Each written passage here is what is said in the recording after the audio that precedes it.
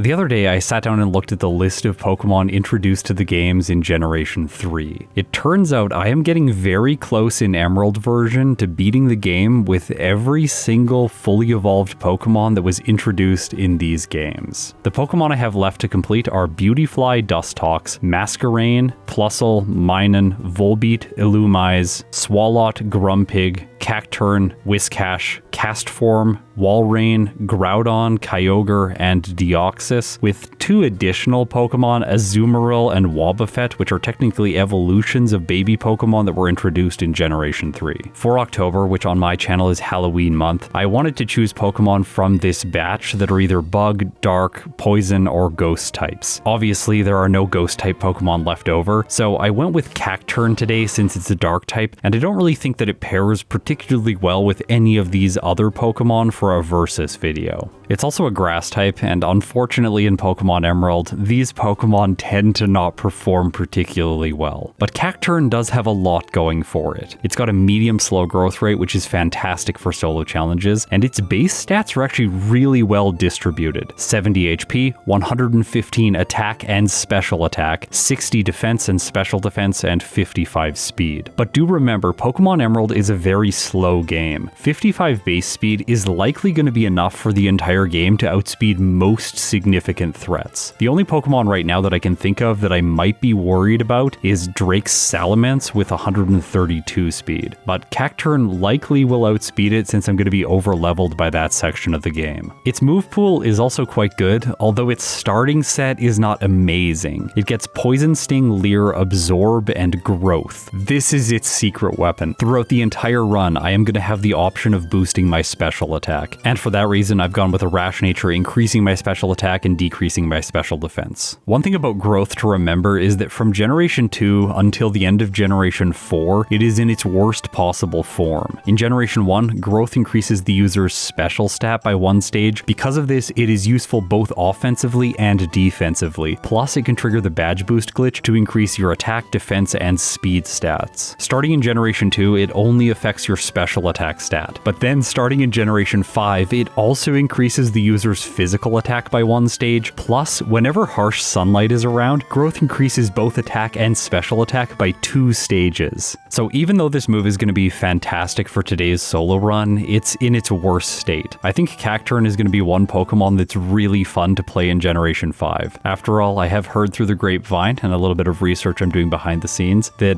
Dark types are really good in those games, but I don't know why that's the case, so I'm interested to find out. Anyways, let's get back to Generation 3 and talk about the early game of Pokemon Emerald. For Cacturne, this is going to be pretty easy, because as soon as I clear the forest, I can pick up the Bullet Seed TM, which in this generation is a special move, and it's going to provide me a way to knock out Roxanne's Nose Pass, avoiding her potions. Also, with the medium slow growth rate, I'm able to skip most trainers in the early game and just go straight towards the gym. I don't want to skip people here, since earning experience from these trainers with their Geodudes is incredibly fast. Once I defeat them, Cacturne's level 12. This should be more than enough to take on Roxanne.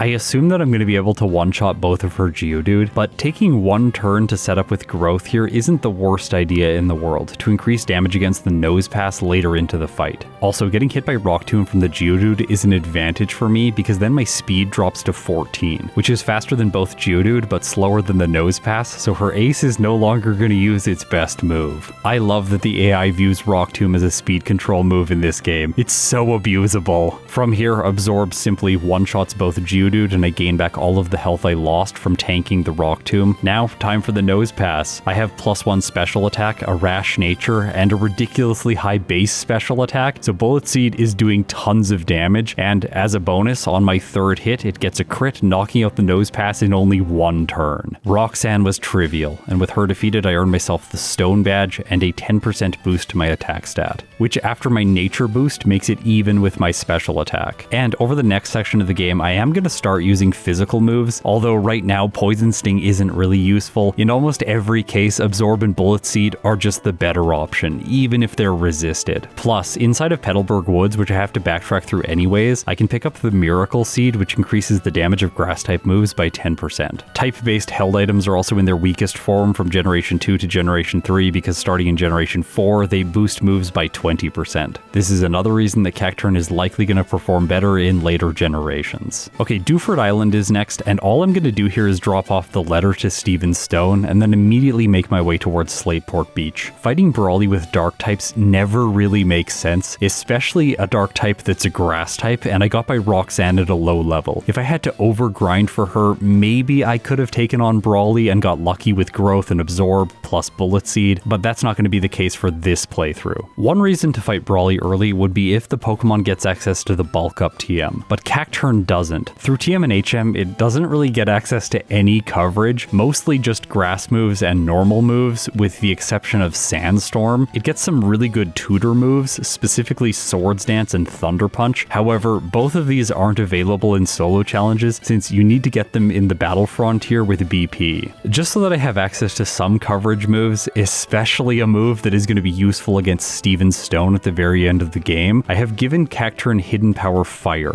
This typing pairs very well with Sunny Day and Solar Beam, especially when the grass type I'm using is a special attacker. Okay, so in Slateport City, I get a little bit surprised because I'm fighting this Team Aqua Grunt, and they have a Zubat, which is so annoying to knock out with my current moveset. Absorb has an effective power of 8, Poison Sting 7, and Bullet Seed 4. So in this case, Bullet Seed is my best option, but I wanted to set up Growth first to increase the damage from each hit. Unfortunately, the Zubat has Leech Life, which is doing 4 times damage. Also, the Zubat is able to use Supersonic and Cacturne hits itself a bunch, and I end up losing. I didn't anticipate that the Zubat was going to cause such significant problems, so I didn't save before this fight. I typically don't. I don't want to waste time saving if I don't have to. So I'm going to black out here, and unfortunately for me, that takes me all the way back to Petalburg City. Luckily for me, in the early game, whenever you black out, the boat follows you back to your location, so I can just talk to Mr. Briny again and make my way back to Slateport City fairly quickly. By the way, if he didn't follow you back to your current location, this would be a way to soft lock the game, because there would be no possible path to Slateport City from here. After all, even if you traded yourself a Pokemon with Surf, you wouldn't be able to use it outside of battle until you beat Norman. And to get access to his gym, you have to have beaten all of the first 4 gym leaders. The reason I lost last time was purely bad luck from confusion. Without it, this trainer isn't difficult. The rival on the way to Mauville City is next. I think the safest play here is setting up with Growth on the Wingull to +6, and then I have maxed damage against the Combuskin, which knows Ember, Double Kick, and Peck, all moves which are super effective. And it also likes to set up with Focus Energy so that it can roll multiple critical hit chances with Double Kick every turn. The problem with setting up on the Wingull is just like the Zubat in the museum. There is a chance to get confused here. Also, the Wingull has super effective wing attack, however, it just misses Supersonic so many times, and I'm able to push Growth all the way to +6 without going under half health. Its final wing attack takes me to orange, and then I knock it out with Absorb, gaining back health into the green. By this point in the run, I have learned Pin Missile, but it's not helpful against the Combuskin, so my best option here is Bullet Seed. It still isn't doing that much with +6, but enough to do more than half with only 2 hits. Combuskin goes for Ember, taking Cacturne down to orange health, and then my next Bullet Seed knocks it out. All that's left is Lombre, and I can take care of it very easily. Unlike most Pokemon, I don't think that grinding around Mauville City is the most important thing in the world for Cacturne. Right now with Growth, it's set up for success against him, but there is one way to make this fight slightly easier. So I'm going to battle the mandatory trainers as well as a few optionals just to get to level 29 where Cacturne learns Feint Attack. Beyond this through level up, it gets one more useful move at level 41, which is Needle Arm. I'll talk about it more when we get there. For now, I think I'm ready for the electric type specialist because the same type attack bonus dark move is going to be doing massive damage after Growth.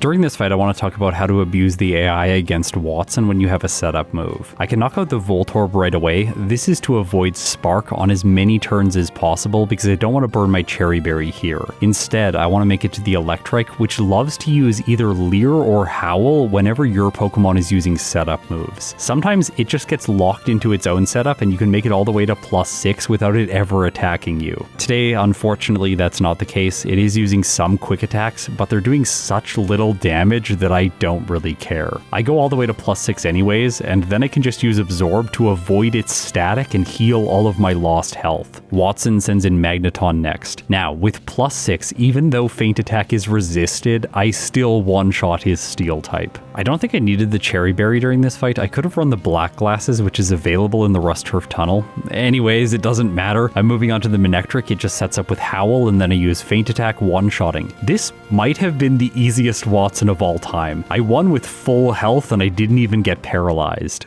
In this playthrough, I don't think that Secret Power is particularly useful. I am going to talk to the guy so that I have access to the TM shop later on in Slateport City, but right now I'm happy with my current moveset. Before Meteor falls, I pick up some Person Berries. These are going to facilitate easy setup later on against Swagger users. And speaking of Swagger users, Maxie is next, but for this fight, his Mightyena does not know Swagger. Instead, it really likes to use Sand Attack, which is irrelevant when my primary damage dealing move is Feint Attack. One thing I have to be careful about is setting up too much with growth. If I go above +3, which I did here, I was not thinking, then he's going to use Roar, switch in one of my HM users, and I have to send Cacturne out, losing all of my stage modifiers. But since the Mightyena did no damage, this doesn't really change the outcome of the fight. I can just set up with growth again, tank a bunch of bites because they're doing not very effective damage, and then with +3, Feint Attack one-shots his lead. Camerupt is next, Feint Attack one-shots. Yeah, this fight was really easy, but I'm not so sure that Flannery is going to be as simple.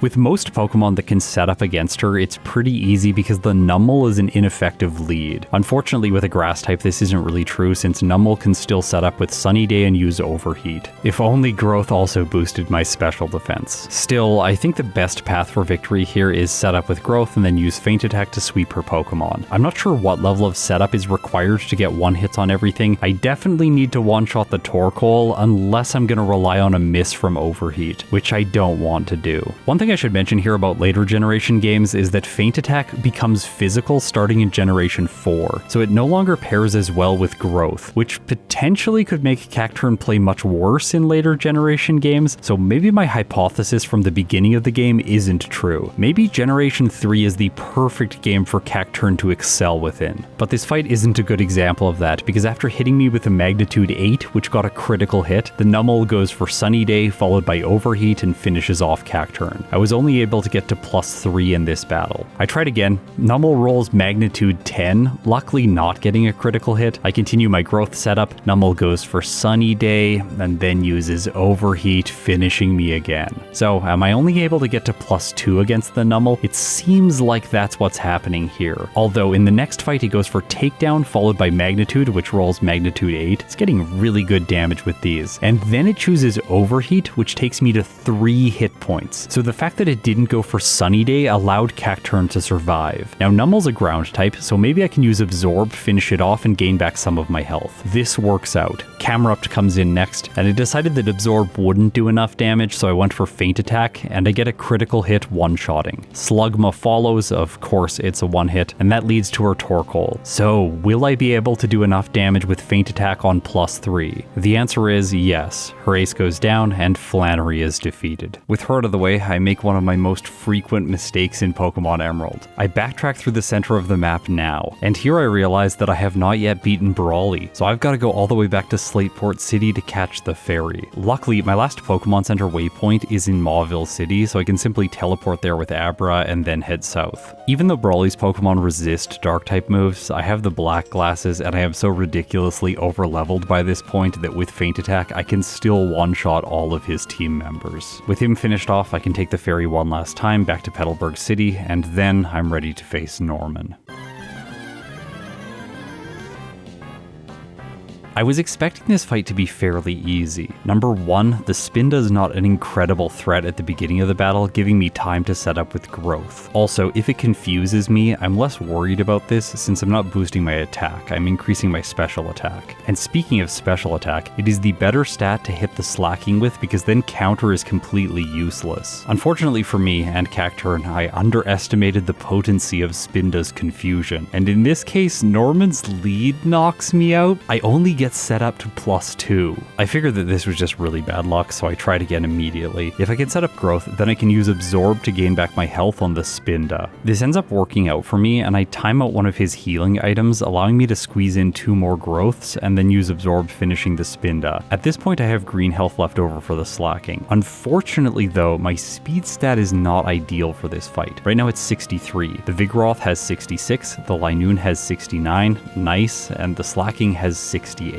And his ace does come in next. Luckily for me, I'm able to finish it in a single hit from feint attack, but I took massive damage from facade in the process. Then Vigoroth outspeeds with slash, and with only 3 hit points remaining, the Linoon isn't going to try to set up with belly drum. Instead it outspeeds, goes for headbutt, and Cacturne feints for a second time against Norman. It seemed obvious at this point that the black glasses weren't helping me, so I exchanged them for a Persimberry. This will make the confusion from the Spinda a little bit more manageable. But since I'm setting up growth so many times, it still can be problematic, and because of his lead, I lose again. I thought the recipe for success here was getting to +3 or 4, living on green health through the Spinda, and then just barely making it by the following Pokemon. Maybe I can use absorb against the slacking, and no, I can't. If I have less than half health, its facade just finishes me. Also, I can just continue losing to the Spinda. This thing is so frustrating today. Normally, it's not this good. Now, while the Spinda is putting out the performance of its life, the slacking is about to completely drop the ball. When I make it to his ace, instead of attacking with facade because my health is higher this time, he chooses yawn, which is not the right choice, because I can use absorb, avoid the slacking healing with the citrus berry, and then knock it out with feint attack before falling asleep.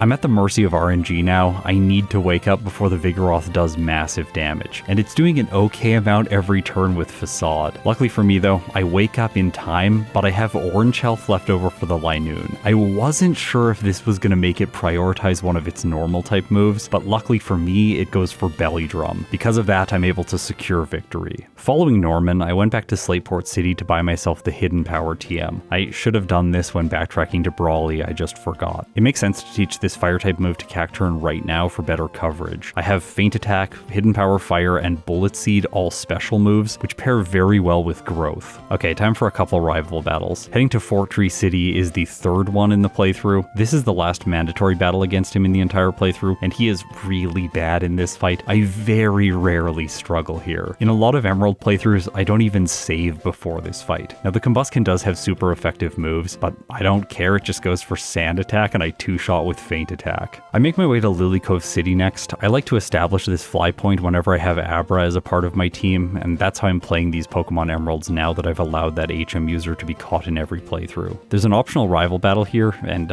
he's kind of just as bad as he is on the previous route. His ace still hasn't fully evolved, so I sweep my way through this team and then make my way into the department store. While Substitute is one of the best moves in the game, I don't want to drop any of my current moves, so the only thing I'm going to do here is purchase myself Calcium to increase my special attack. After 5 of these vitamins, I've boosted it up to 128. Time to backtrack now using Abra and head to the Fortree City Gym. Here, I'm going to battle some trainers with Skarmory since they give decent experience, and fighting both of them allows Cacturne to level up to 41 where it can learn its signature move, Needle Arm. When I looked this move up on Bulbapedia to confirm that it was Cacturne's signature move since I've never seen it on anything else, it said that it was until Generation 5, and then I started wondering, what Pokemon gets this in Generation 5? It's Maractus, the Pokemon that everyone forgets. I think this might be the species that is most forgotten in the entire series. It doesn't stand out in comparison with a Pokemon like Cacturne, which has a much more interesting typing and was introduced earlier into the series. Also, it doesn't evolve, it's a mono grass type, and it's very unoffensive in terms of its design, so when put side by side with a bunch of other Pokemon introduced in Generation 5, it makes sense that Maractus is the one that gets forgotten. run. It has to be someone's favorite Pokemon though. Let me know if that's you.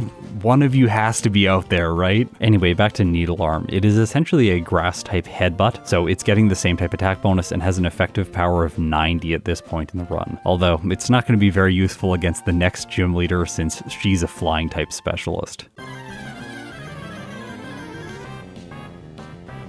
Swablu is first. I go for Feint Attack, and I don't one-shot, exposing me to the risk of getting hit by Perish Song. Luckily, the Swablu just uses Mirror Move and reflects Feint Attack back at Cacturne, doing almost no damage, even with a critical hit. Then Winona uses a Hyper Potion. I could have squeezed in one growth there, but instead I roll Feint Attack again, get better damage, and knock out her lead. Pelipper comes in next. Time to go for growth while it protects, then knock it out with Needlearm and move on to the Tropius. It does have Aerial Ace, but instead it goes for Sunny Day on turn 1, giving me more time to set up with growth. After getting to +2, I knock it out using Hidden Power Fire, which is boosted due to the sun, and then her Ace Altaria comes in. Now, I am not able to one-shot with +2 Feint Attack. The Dragon type just barely survives and goes for Aerial Ace, bringing Cacturne down to orange health. She heals with a Hyper Potion. I didn't anticipate this. I reroll Feint Attack, and once again it gets better damage finishing her Pokemon. That leaves only Skarmory, but of course Hidden Power Fire is perfect for it. The battle against Maxie inside of the Magma hideout is one of the fights in Pokemon Emerald that has been increasingly difficult throughout this series. Early on, I think I was over-leveling a lot and I didn't have that many problems against him, but now that I'm trying to squeeze through the game and play more efficiently, this battle has become more difficult. One way to make it easier is just teaching Substitute once you get to the department store, because then I can just set it up on the Mightyena, dodge things like Swagger or Scary Face, set up with growth, and then sweep his team. But without this move, there are problems. The Mightyena hits me with Scary Face, Cacturne's low speed stat means it's going to move second against even his Camerupt now, and the Crobat is super effective with either Wing Attack or Air Cutter. That said, I don't even make it there because I get hit by Swagger and then hit myself a bunch of times, and the Mightyena is the Pokemon that gets me. Okay, Persimberry once again. I was holding the Charcoal. It makes no sense. Now I can block Confusion on at least one turn, set up with growth. Then I have +1 in both my attack and special attack due to Swagger. After that, I knock out the Mightyena and move on to the Crobat. It's incredibly fast, so it is able to move first. It does half damage to Cacturne, and Feint Attack takes it to red. But Maxie then uses a Super Potion trying to save it, giving me the knockout.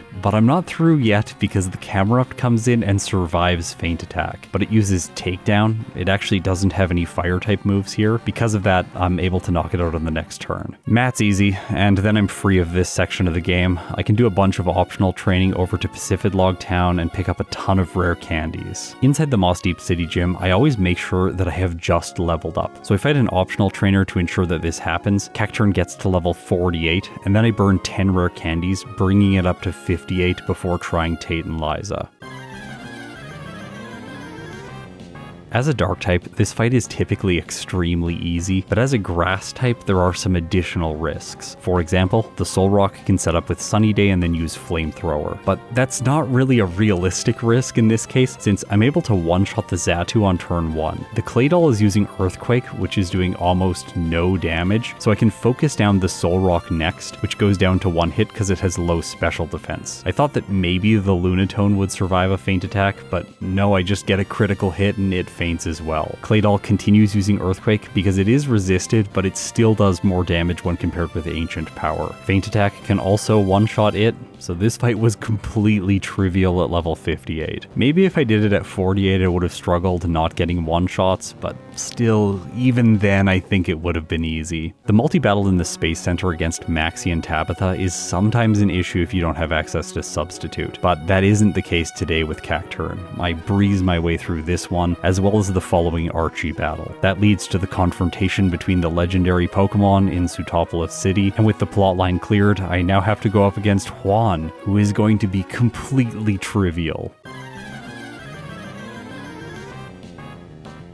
His lead is terrible. It's Love Disc. Its only attacking move is either Water Pulse or Flail. I can just set up growth here essentially as much as I want. Although on turn 1, it confuses me with Sweet Kiss, and I have not had good luck with this status condition during this playthrough, so instead of setting up more, I just decided to sweep with +1. After all, I am very over leveled. I one-shot the Love Disc as well as the Celio, and then he sends in his Ace Kingdra. It's a dragon type, so it only takes neutral damage, and I have to 2-shot. Well, I thought I was going to have to 2-shot with Needle Arm, but then, as has been happening throughout this run, I roll better damage on my second hit with a Feint Attack and knock it out in 1 turn. I then misclick on the Crawdaunt using Feint Attack so it survives, but the follow-up Needle Arm one-shots. And of course, it's gonna one-hit the Whiscash since it does 4 times damage. Wally, I have really good type coverage here and I can set up growth on the Altaria. I don't one-shot with Feint Attack after that, and after he uses a full restore I don't roll better damage, so it takes a while to finish off his lead. After that though, Hidden Power Fire for Roselia, Feint Attack for Delcatty, Hidden Power for Magneton, and Feint Attack for Gardevoir. Now, Cacturne is ready for the Elite Four. At the start of the battle against Sydney, I think there is potential to go back to the department store and teach Substitute before this sequence of fights. It is so good against all of these trainers, especially if you have a setup move. For example, here I can block Mightyena's sand attacks, take almost no damage, set up with growth, and then sweep his team. But instead of doing that here, I'm just going to try to sweep. Needle Arm's able to one-shot the Mightyena, then I take care of the Absol in 2 turns. It doesn't get a healing item because it uses a Citrus Berry. Hidden Power is super effective against both of his grass-type Pokemon, which I can one-shot, and Needle Arm takes care of the Crawdaunt. So this fight was easy, no substitute required here. And against Phoebe, I don't think it's necessary either, because 1 free turn of growth when the Dusclops goes for Protect is going to give Feint Attack one-shots against all of her team members. I swear I'm not rushing here, we're going to move on to Glacia.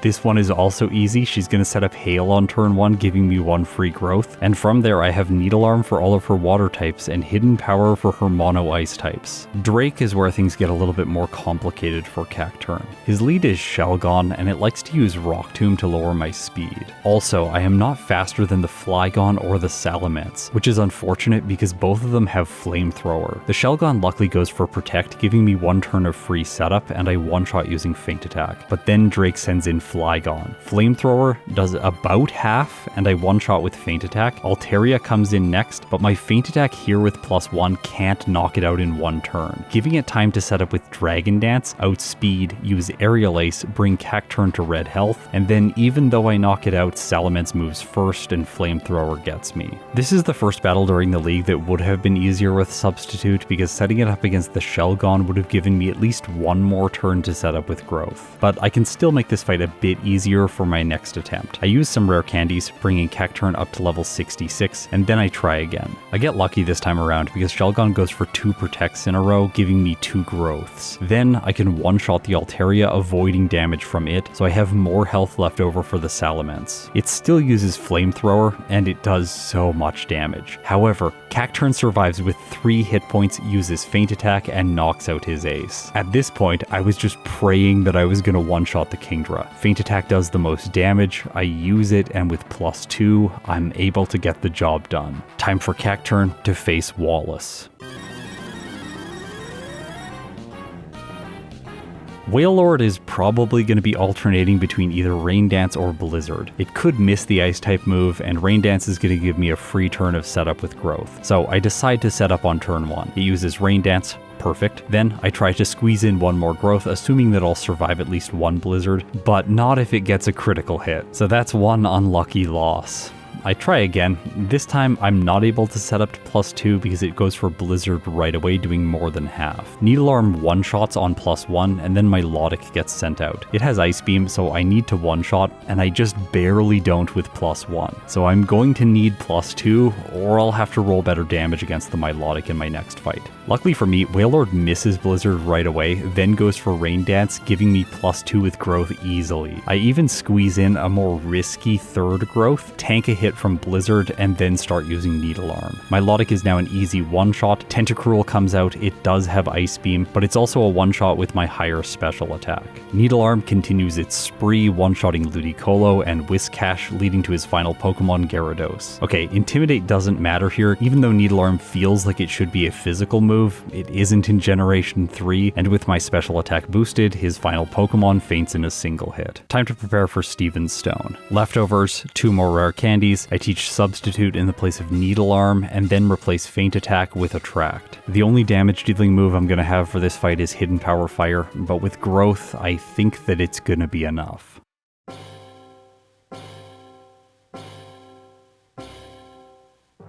The fight doesn't start off well for Cacturne because Skarmory is his lead, it has Aerial Ace, and with only 1 hit it does more than half. I was hoping it was going to use either Toxic or Spikes, not its attacking move, because now that I'm on low health it's going to see the knockout and try another Aerial Ace, breaking my Substitute right away. The only chance for victory I had here was getting really lucky with Attract, and I do get a bit lucky, but not enough since I don't have Rest. Without the ability to heal quickly, it's able to break my Substitute and then knock Cacturne out. Another disadvantage here is if it uses Toxic on turn 1, it's just gonna poison me and then I can't win, because there's no way for me to get rid of bad poison with my current moveset. So I think what needs to happen here is a turn 1 Spikes from Skarmory, and in my 3rd battle against it, this is exactly what happens, allowing me to set up Substitute. What I'm hoping for now is Toxic, because I'll block this with my defense, which is exactly what happens, allowing me to get Attract in for free. From here I just need to get lucky. Skarmory hopefully won't attack because of Attract, and if it does, it's hopefully going to be choosing Toxic. And I get ridiculously lucky, setting up all the way to +3 before it breaks my Substitute. I'm going to try and set it up again,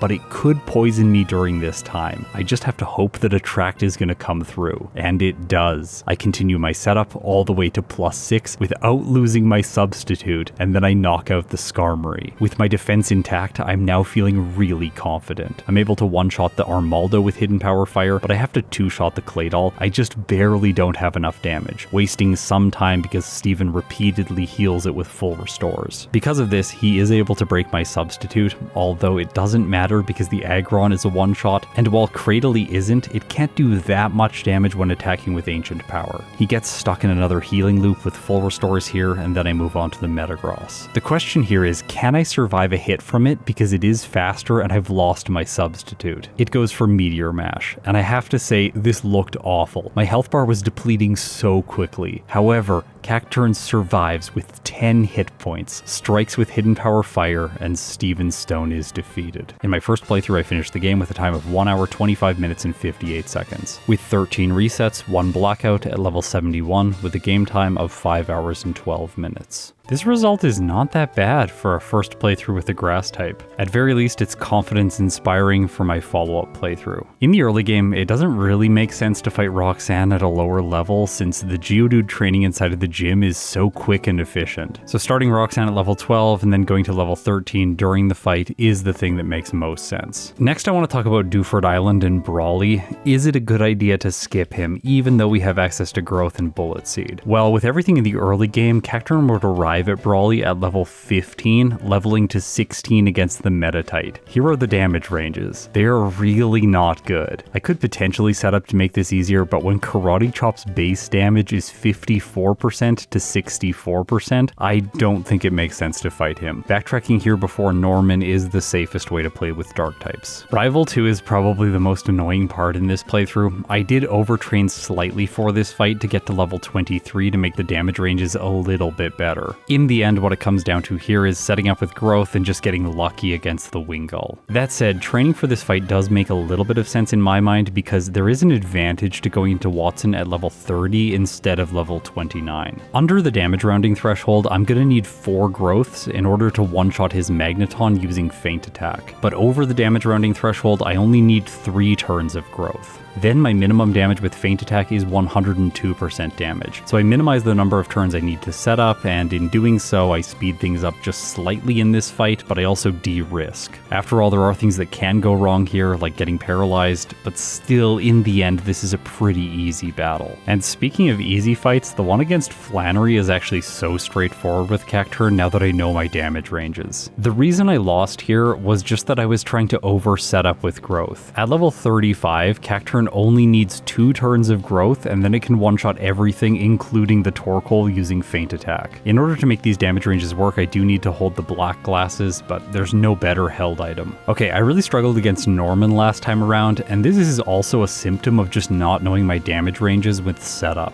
During testing, I found that I only need 1 turn of growth against his team. This gives a one-shot on Spinda and Vigoroth, and a really good chance to knock out the Linoon in a single hit. I could have trained to level 38 to make it a guarantee, but I just don't think that that's necessary, and my damage against the Slacking is good enough with feint attack to 2-shot. If I roll the lowest possible damage range, then there is a chance that he won't consume his Citrus Berry, but even if he does, he's probably just going to get stuck in a healing loop. I'll wake up from yawn and then knock out his ace in 2 more hits. Winona. I can take 1 growth here, which does make things slightly better, but it doesn't really change the outcome of the battle, and the growth is basically guaranteed since Pelipper is going to go for Protect. I'm also holding a Personberry just in case it uses Supersonic. After that, this fight is essentially free. This is where the run gets a little bit messy. I still didn't want to get Substitute prior to fighting Maxi. Therefore, I take 2 confusion-induced resets before beating him. With this strategy, there's not really a way to play around that, and I think holding on to these 3 attacking moves is key for this section of the game. Another key is the fact that I don't need as high of a level for Tate and Liza. I can fight them at only 53. This is when Cacturne has guaranteed one-shots on all of their Pokemon. Needlearm for the Claydol, Solrock, and Lunatone, and Feint Attack for the Xatu. No turns of growth required. I want to talk about Juan just briefly because setting up here is actually a bad thing. With Needlearm, I can just sweep his entire team, and my damage range is low enough that I 2-shot the Kingdra without it getting healed. If I was to set up once using a Personberry on the Love Disc, I would then cause the Kingdra to heal itself, making the fight take longer. Before Sydney is where I make the first mistake in this run. I had intended on going back to the department store at this point, replacing Hidden Power Fire with Substitute, and then fighting the League with both Substitute and Growth. This would make Drake much easier, but I accidentally forgot to do this and just walked into Sydney's chamber. Here's the thing, the only downside to not having Substitute is that Drake becomes difficult like it was last time. However, he can just lose by using Protect twice with the Shelgon right away. So these 2 strategies are roughly equivalent in terms of the final time that they could give you, although it's much more likely that you'll get a better time when using Substitute. Knowing this, I decided to continue with the League and not reset here, because if I did reset, it would have taken me back before Wally, and that kind of time loss just wouldn't be worth it. So the choice that I had to make was really between restarting the entire playthrough or pushing on and just trying to get a lucky Drake. Prior to Glacia is where I use my rare candies. This doesn't line up well for experience purposes, but I'm actually going to end this playthrough slightly over leveled anyway. I get to level 72 before fighting her, which makes the whole battle completely simple. Then against Drake, I have what I can only describe as really bad luck. I reset here 4 times total before I finally beat him. Also, I should mention that using the candies before Glacia means the Cacturne now outspeeds all of Drake's Pokemon, so the fact that I'm taking resets here is again just